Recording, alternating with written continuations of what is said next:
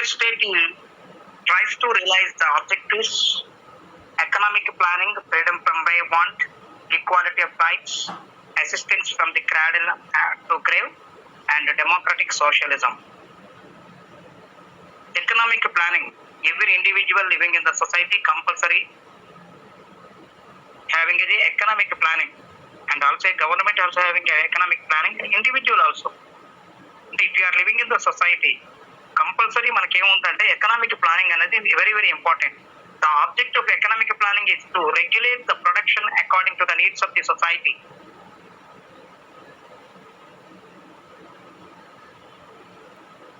Needs of the society. In this context, production is based on the needs of the people, but not on the profit motive. ఇక్కడ profit motive తో ఉండదు. ఇక్కడ benefits అంటే public need అనేది fulfil అవ్వాలి. First of all fulfil the needs of the people. People taluka public need అనేది fulfil అవ్వాలి.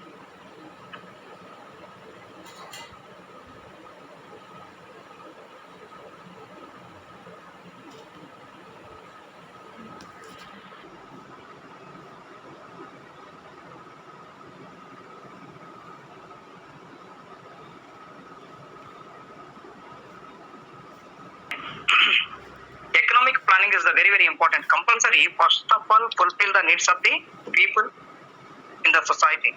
In this context, production is based on the needs of the people. Actual గా welfare state లో ఏం చేస్తారంటే profit motive ఉండదు. Public needs అనేది fulfil అవ్వాలి and also welfare of the people. Mainly concentration welfare of the people, but not on the profit of motive. Profit motive అనేది ఉండదు. The available resources of the country are utilise for the benefit of the people. Benefit of the people actual గా ఇక్కడ ఉంది అని అంటే main ఉన్నాయి అని అంటే అవన్నీ వాళ్ళ తాలూకు అవసరాల కోసం తీసుకుంటారు. ఇప్పుడు చూడండి, పెద్ద పెద్ద క్యాపిటలిస్టులు ఉన్నారు, అంబానీ కానీ అంటే రిలయన్స్ గ్రూప్స్ కానీ తర్వాత అదర్ గ్రూప్స్ ఏమైనా సరే, అవన్నీ ఏంటి, అదానీ గ్రూప్స్ కానీ ఇవన్నీ ఏంటి, ప్రాఫిట్ మోటివ్ తో కూడా ఉంది. వాళ్ళు రావటం వల్ల ఏమవుతుందంటే జస్ట్ ఓన్లీ ఎంప్లాయ్మెంట్, దానివల్ల మనకి ఇంకేం ఉండదు, ఓన్లీ ఎంప్లాయ్మెంట్ అనేది వస్తుంది. ఎంప్లాయ్మెంట్ వస్తుంది, తర్వాత ఏమవుతుందంటే అక్కడ ఉండే ట్యాక్సెస్ అనేవి మనకు వస్తాయి, గవర్నమెంట్ కి ఇన్కమ్ సోర్సెస్ అనేవి పెరగడం అనేది అవకాశం ఉంటుంది. And also develop that areas develop అవుతాయి. కానీ వాళ్ళు పబ్లిక్ మోటివ్ తో తీసుకొని రారు. వాళ్ళకి కావాల్సింది ఏంటి అంటే ప్రాఫిట్ మోటివ్. కాబట్టి ఎకనామిక్ ప్లానింగ్ లో the available resources of the country are the utilized for the benefit of the people. If necessary, some of the industries are to be nationalized for this purpose. ఇది nationalized purpose లో use చేసేటట్టుగా ఉండాలి. ఆ planning అనేది very very important. అలాగే freedom from want అంటే a welfare state works hard for the freedom from want, disease, ignorance and ఐడల్నెస్. Poverty will be eliminated by the increasing the production. Sir, poverty అనేది ఉండకూడదు ఇక్కడ. Eliminated, poverty eliminated, poverty will be eliminated. Poverty will be eliminated by increasing the production. The state provides the necessary opportunities to protect and promote the health for all. అంటే మనం ఇక్కడ చేయవలసిన work ఏంటి అని అంటే the state provides the necessary opportunities to protect and promote. మనం first నుంచి మనం చెప్పుకుంటున్నాం, protect and promote the health for all. ఇప్పుడు కూడా మన రీసెంట్లీ కండిషన్స్ అదే. ఎందుకంటే గవర్నమెంట్ తాలూకా మెయిన్ కాన్సెప్ట్ ఏంటి, protect and promote for the health for all. ప్రతి ఒక్కరికి కూడా హెల్త్ అనేది కంపల్సరీ అది ఉండేటట్టు చూడాలి. అందుకనే ఈ రోజు వ్యాక్సినేషన్ గవర్నమెంట్ తాలూకుదే ఎందుకున్నారు, ప్రైవేట్ ఆర్గనైజేషన్స్ అప్పచెప్పట్లేదు. అది కంపల్సరీ, అది వాళ్ళ తాలూకు duty. Government if you are living in the society compulsory welfare of the society. అంటే సొసైటీ తాలూకా వెల్ఫేర్ చూసే బాధ్యత ఎవరి మీద ఉంది అంటే గవర్నమెంట్ మీద ఉంటుంది. కాబట్టి ఎవరికి ఏమి రాకూడదు. ఇప్పుడు వచ్చింది వ్యాక్సినేషన్ ఉంది అని అంటే వ్యాక్సినేషన్ అనేది కంపల్సరీ, ప్రతి ఒక్కరు కూడా వ్యాక్సినేషన్ అయ్యి ఉండాలి, వ్యాక్సినేషన్ అనేది ఇవ్వాలి. అదంతా గవర్నమెంట్ డ్యూటీగాను. అందుకనే central government and state government mainly concentrated అంటే హెల్త్ పర్పస్ మీద కాన్సన్ట్రేషన్ చేస్తూ ఉంటారు. అలాగే state literacy programme dispel ignorance of the young and old.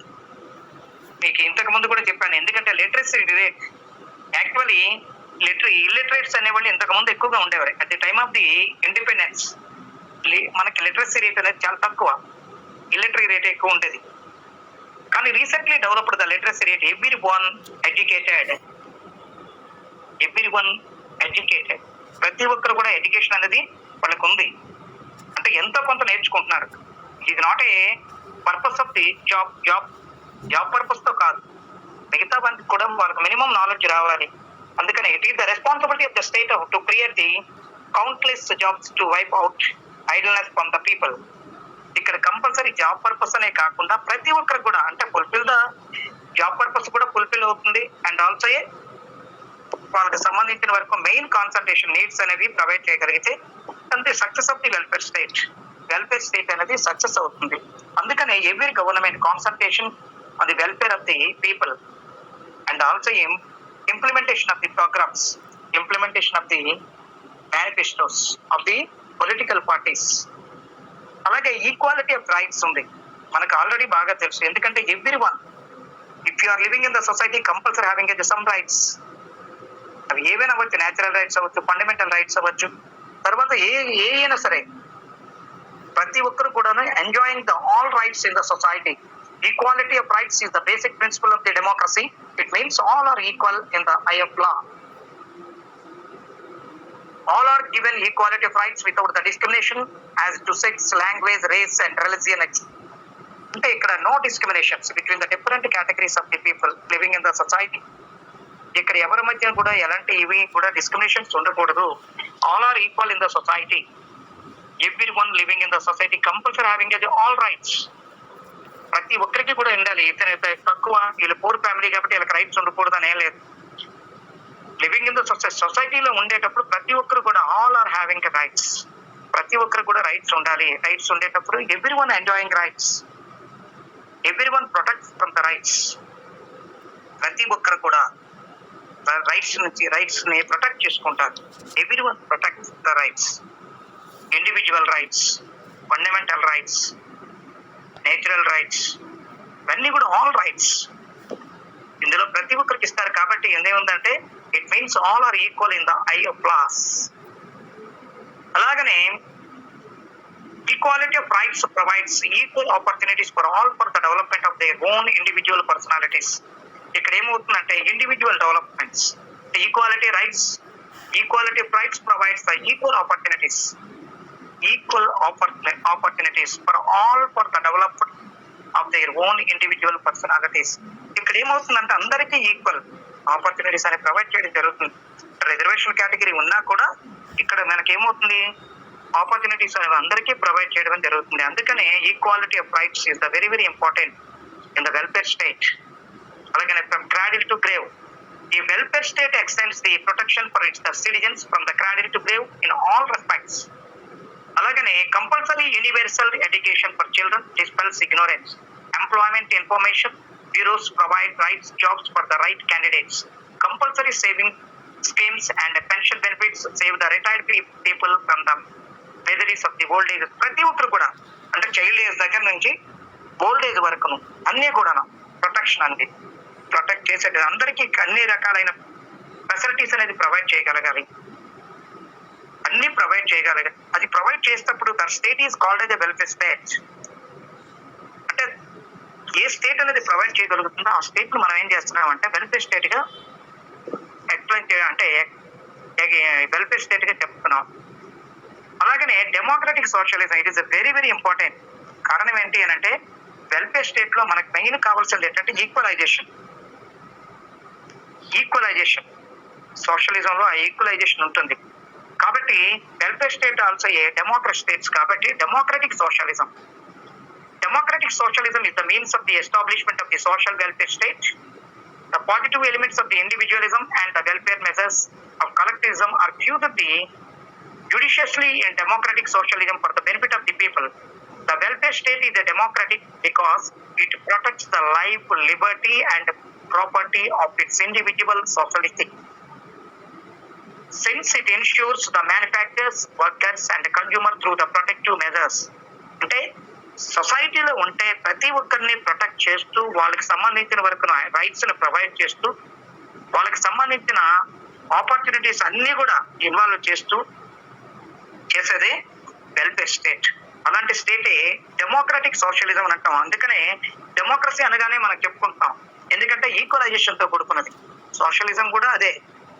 Democratic socialism అని అంటే the people are equalised in the democratic society, socialistic society. ఇక్కడ ఉండే వాళ్ళందరూ కూడా సమానంగా ఉంటారు, వాళ్ళందరికీ ఉండే ఆపర్చునిటీస్ అందరికి కూడా ఉంటాయి, అన్ని కూడా అందరికి కూడా సమానంగా ఈక్వల్ టు ఆల్. అందుకనే all are equal in the eye of law. అందుకనే చట్టం దృష్టిలో అందరూ సమానంగానే ఉంటారు ఇక్కడ, ప్రతి ఒక్కరు కూడా. The contribution of the welfare state for the security and the development of the people is a propounded and significant. The welfare state is a model state since it combines the virtues of the both capitalism and the socialism. ఇక్కడ ఏమవుతుందంటే modern democratic states all are called as a welfare states. Modern democratic states అన్ని కూడా present ఏంటంటే the democratic states are providing the all facilities to the people. ప్రతి ఒక్కరు కూడా the democratic state లో ఉండే వాళ్ళు ఎవరైనా సరే, అంటే the government are the people representatives or people representatives. All people are the representatives and the governments are providing the facilities to the all people. ప్రజలకు అందరికీ ప్రొవైడ్ చేయడం. ఎందుకంటే డెమోక్రసీలో మనం చెప్పుకునే వాళ్ళు ఎవరు ఉంటారు? People representatives who are elected that representatives. అంటే యాక్చువల్ గా ప్రజలు ఎన్నుకునే నాయకులు మాత్రమే ఇక్కడ ఉంటారు. డెమోక్రసీలో ఉండేది ఏంటంటే people elected persons, people elected representatives. That representatives observing the facilities of the people and also every time observing and also fulfil the needs of the people in the society. సొసైటీలో ప్రజలందరికీ కూడా మంచి నీడ్స్ అనేది provide చేయడం జరుగుతుంది. ఇది socialist వెల్ఫేరిస్ట్ సొసైటీలో మనకు జరుగుతుంది. ఎందుకంటే మీకు షార్ట్ ఆన్సర్ కోసం అడుగుతాడు. ఇది వెల్ఫేర్ స్టేట్ అనేది షార్ట్ ఆన్సర్ క్వశ్చన్ అడుగుతాడు. ఎస్ఐ క్వశ్చన్ లో ఎప్పుడు రాలేదు ఇప్పటి వరకును. షార్ట్ ఆన్సర్ క్వశ్చన్ లో అడిగితే అది సింపుల్ గా మనం ఈ తాలూకు రాయొచ్చు. ఈక్వాలిటీ ఆఫ్ రైట్స్ కానీ, ఫ్రమ్ క్రాడిల్ టు గ్రేవ్ కానీ, అలాగే డెమోక్రటిక్ సోషలిజం కానీ, అలాగనే economic planning and freedom from want, వీటి గురించి రాస్తే కొద్దిగా ఎక్స్ప్లెయిన్ చేస్తూ షార్ట్ ఆన్సర్ క్వశ్చన్ గా మనం రాయొచ్చు.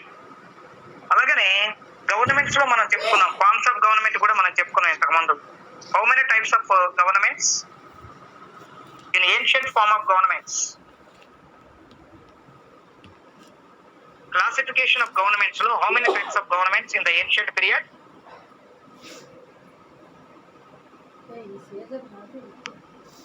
Tell me anyone.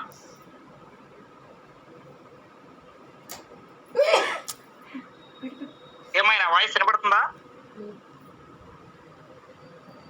Are you listen my voice?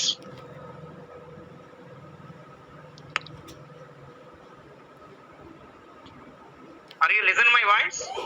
Yes sir. Yes sir. ఇప్పటి వరకు మనకు ఉండే వాటికి సంబంధించిన వరకు వెల్ఫేర్ స్టేట్ కానీ, కమ్యూనిస్ట్ సొసైటీ కానీ, ఇది అడిగినా షార్ట్ ఆన్సర్ క్వశ్చన్ లో అడుగుతాడు. అలాగనే ఇప్పుడు ఫార్మ్స్ ఆఫ్ గవర్నమెంట్స్ ఉన్నాయి. In the ancient society how many types of governments formed? 3 types sir. 3 types. What are they? Monarchy, aristocracy, polity or democracy. Monarchy, Aristocracy, polity or democracy. Polity or democracy. అంటే actual గా ఏముందంటే monarchy అంటే Rule of one. ఇంకో విధంగా చెప్పాలంటే అందులో ఉంది కాబట్టి కరెక్ట్ మనం చెప్పుకుంటున్నాం. రూల్ ఆఫ్ వన్ కాకుండా మనం చెప్పుకోవాలంటే 1% రూల్, 1 man రూల్. ఇది బుక్ దారి మనకు వదిలేసేయండి అవన్నీ. మనం పట్టుకుంటే 1 man rule is called a monarchy. అంటే ద పవర్స్ ఆర్ ఇన్, అంటే all powers are in own hand. That monarchy is called a sovereign. అతనే సోవర్నర్. ఎందుకంటే మొత్తం పవర్స్ అన్ని అతని చేతిలోనే ఉంటాయి కాబట్టి. 1 man రూల్ అనగానే ఏమవుతుందంటే మొత్తం totally powers in his own hand. That is called as a sovereign. అదే మొనార్కీ అనేది ప్రివెంటెడ్ ఫామ్ లో తీసుకుంటే మనకి ఏం తీసుకుంటున్నాం? మొనర్ అంటే ఇది టెరనిక్ కండిషన్స్ సంబంధించిన వరకు. అంటే నియంతృత్వం అనేది అంటే 1 man రూల్ అనేది లాస్ట్ గా మారిపోయేటప్పటికి ఏమవుతుందంటే టెరనీ కండిషన్స్ వచ్చేస్తాయి. అంటే అర్థం ఏంటంటే నియంతృత్వం. అంటే వాడు చెప్పేదే వేదం. ఇంకెవరు మనం ఎవరి మాట వినరు వాళ్ళు. యాక్చువల్ గా మనం చెప్పుకున్నట్టు హిస్టారికల్ కండిషన్స్ లో హిట్లర్ కానీ, ముస్సోలిని కానీ వీళ్ళందరినీ మనం తీసుకుంటాం. కానీ ప్రెజెంట్లీ మనం ఇక్కడ తీసుకుంటే టెరనీ అనే దాన్ని కూడా ఎక్కువగా తీసుకోవట్లేదు. The people are not accepted monarchy or tyrannic conditions. తర్వాత నెక్స్ట్ వచ్చింది ఏంటి? టెరనీ తర్వాత వచ్చింది. టెరనీ తర్వాత నెక్స్ట్ చెప్పింది ఏంటి నువ్వు ఏమా? మొనార్కీ తర్వాతను next government Rule by few individuals. దాన్ని ఏమంటున్నాం మనం? Aristocracy. Aristocracy. Aristocracy. Yes, aristocracy. Very few members rule. Very few members. Who are that few members? The intelligent ones. Intelligent persons. Correct. Aristocrats అని అంటారు. అందుకనే aristocrats అంటే intelligent persons. వాళ్ళ group లో వాళ్ళంతా వాళ్ళే పరిపాలించేది ఇంటెలిజెన్స్ అనేది. అంటే very few members rule. That few members are called as a intelligent persons. వాళ్ళందరూ తెలివైన వ్యక్తులు. వాళ్ళతోనే గ్రూప్ గా ఏర్పడి చేసేది. అదే తర్వాత ప్రివెంటెడ్ ఫామ్ గా వచ్చేది అంటే మనకు వచ్చేది ఏంటంటే అలిగార్కీ. తర్వాత అది దానికి సంబంధించి వచ్చింది ఏంటంటే అలిగార్కీగా మనం చెప్పుకున్నాం. అలాగనే లాస్ట్ లో వచ్చేది ఏంటంటే పాలిటీ. పాలిటీ అనగానే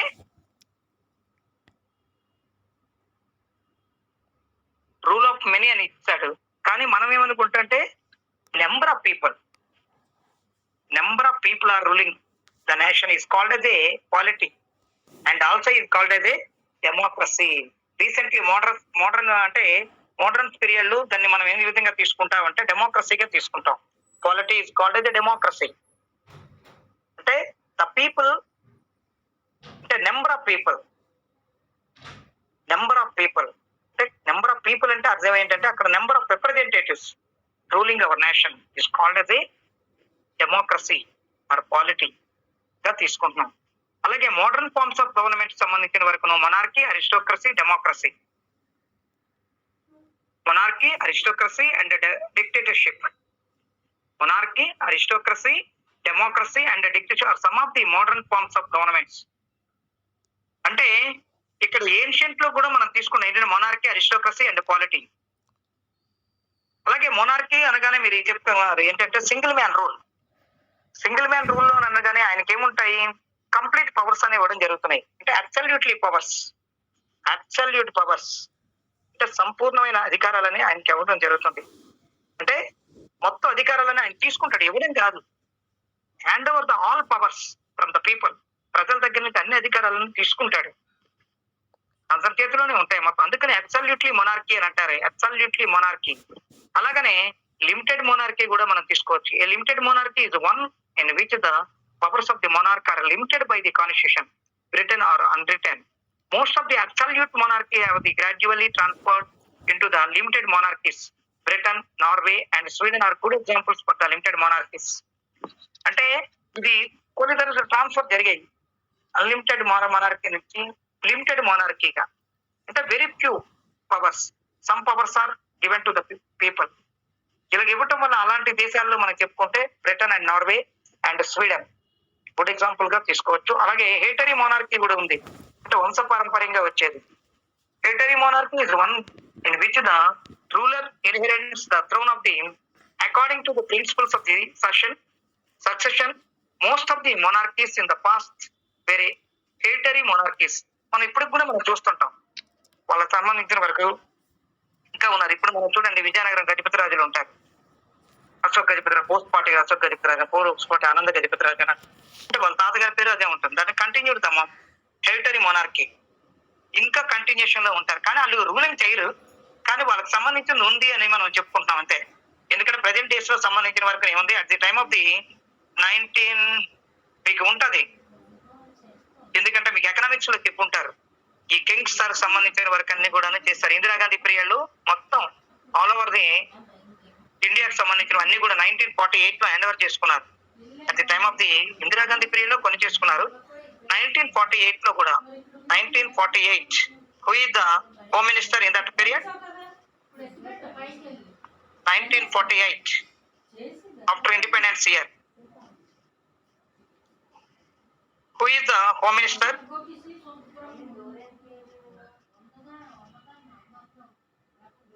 1948 కి మన హోమ్ మినిస్టర్ ఎవరమ్మా?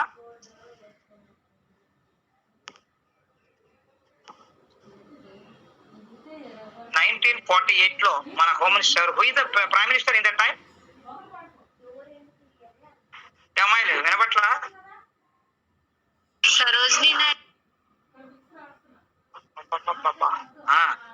ఎవరు? సరోజినీ నాయుడు.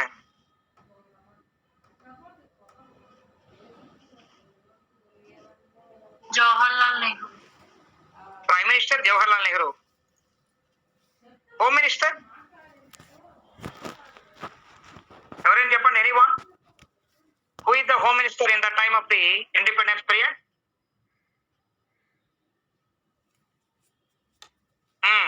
సర్దార్ వల్లభాయ్ పటేల్. కరెక్ట్. షేక్ దౌలత్.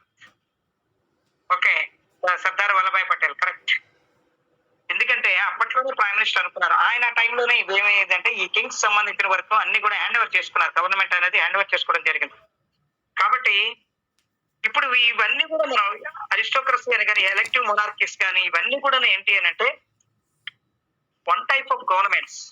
అలాగే అరిస్టోక్రసీని తీసుకున్నా ఇందులో డెమోక్రసీ అనేది ఇంపార్టెంట్. మన ప్రజెంట్ సర్వేకి సంబంధించిన వరకు ఏంటంటే డెమోక్రసీలో మనం తీసుకునేది ఏంటంటే డైరెక్ట్ అండ్ ఇండైరెక్ట్ డెమోక్రసీని ఫాలో అవుతున్నారు. డైరెక్ట్ అండ్ ఇండైరెక్ట్ డెమోక్రసీ అంటే మనకు తెలుసు. డెమోక్రసీ అంటే ఏంటి? Of the people, by the people, for the people, అంతేనా?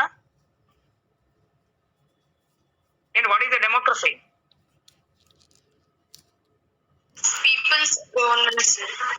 People representative governments, people government, that is called a democracy. ఆయన తాలూకు అబ్రహం లింకన్ డెఫినేషన్ ఉంటుంది.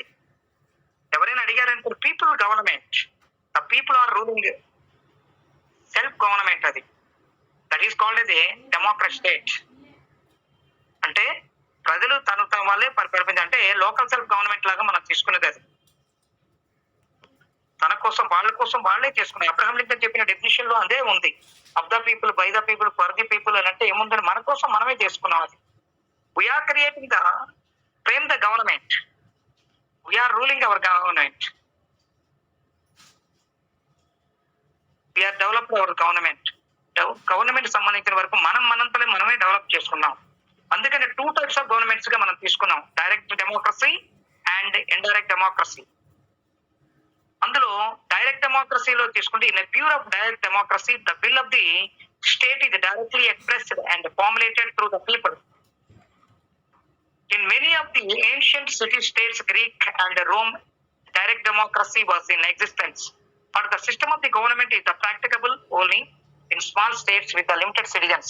Some of the cantons of the Switzerland still they practice direct democracy. ఇప్పుడు Switzerland లో కానీ చిన్న దేశాల్లో కానీ డైరెక్ట్ డెమోక్రసీని ఇంప్లిమెంట్ చేయగలుగుతున్నారు. ఎందుకంటే తక్కువ మంది, limited people are there, the people are ruling directly. అలాగే మనం ఏం చేస్తున్నామంటే indirect democracy, the people are elected some representatives, that representatives are ruling our nation and also development of our nation. Complete గా మన తాలూకు అంతా కూడా డెవలప్మెంట్ అంతా వాళ్ళ చేతిలో పెట్టేస్తాం మొత్తం అంతా. The people giving rights to some representatives at the time of the election period through the adult franchise రూపంలో మనం ఇచ్చేస్తున్నాం. కాబట్టి మనది ఏంటంటే రిప్రజెంటేటివ్ ఆర్ ఇండైరెక్ట్ డెమోక్రసీగా మనం చెప్పుకుంటాం. రిప్రజెంటేటివ్ ఆర్ ఇండైరెక్ట్ డెమోక్రసీగా చెప్పుకుంటాం. మీకు ఇది ఎక్కువగా అడుగుతూ ఉంటారు కాబట్టి దీన్ని మాత్రం ఎక్కువగా ఫాలో అవ్వాలి. కొద్దిగా చదువుతుంటే మీకు అర్థం అవుతుంది అంతే.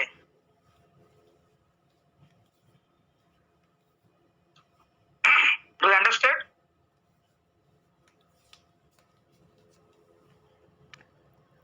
Yes, sir. ఏమో అర్థమైందా? ఇది ఒక్కసారి మీకు ఆల్రెడీ చెప్పినయే ఒక్కసారి రివైజ్డ్ గా మీ తరగతి నుంచి కూడా మీరు చదవండి. చదివితే మీకు ఐడియా వస్తుంది. అది ఎందుకంటే